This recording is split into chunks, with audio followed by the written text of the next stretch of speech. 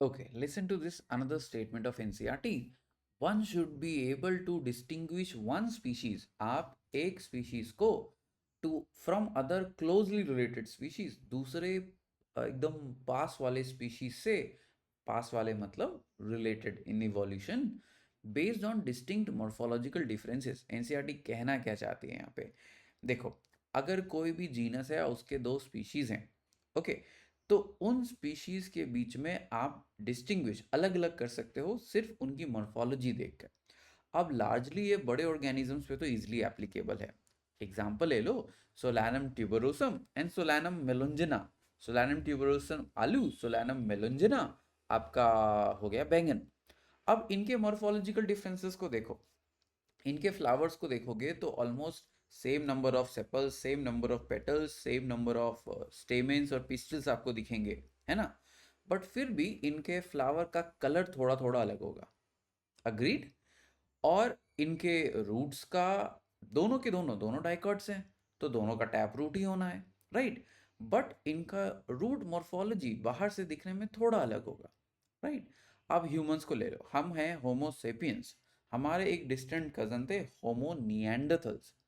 We and Homo Neanderthals have the same genus, species अलग अलग है, बट जब आप हम दोनों को होमो निएंडरथल्स और होमो सेपियंस को कंपेयर करोगे, हम थोड़े लंबे होते हैं, होमो निएंडरथल्स थोड़े हमसे छोटे हैं। हमारा फेस थोड़ा ज़्यादा फ्लैट है, उनका फेस थोड़ा कम फ्लैट है। उनका हेड हमसे थोड़ा ज़्यादा बड़ा है, कद में वो हमसे थोड़े ज़्यादा कंडेंस्ड होते हैं। सो मॉर्फोलॉजिकल कैरेक्टरिस्टिक्स को देखकर आप अ, दो species with in the same genus को अलग अलग कर सकते हो। बट देखो बेटा, ये सिर्फ और सिर्फ बड़े लेवल्स पे एप्लीकेबल है। फॉर एग्जांपल बैक्टीरिया में जब आप देखोगे, do they show morphological differences? Many a times they do, many a times they don't. दिखने में ऑलमोस्ट एक जैसे लगेंगे, बट जब माइक्रोस्कोपी के अंदर जाके देखोगे और जितनी बड़ी मैग्नीफिकेशन से देखोगे, उतना आपको डिफरेंसेस थोड़े थोड़े नज़र आने लगेंगे।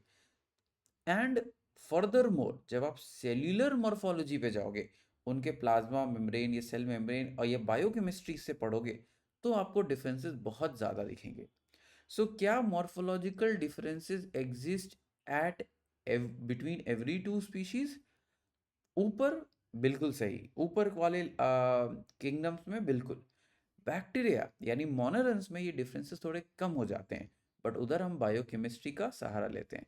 और ये जो traditional way of classifying organisms है ना, अभी हम उसकी बात करेंगे, वो आपके बैक्टीरिया पे उतना एप्लीकेबल नहीं होते।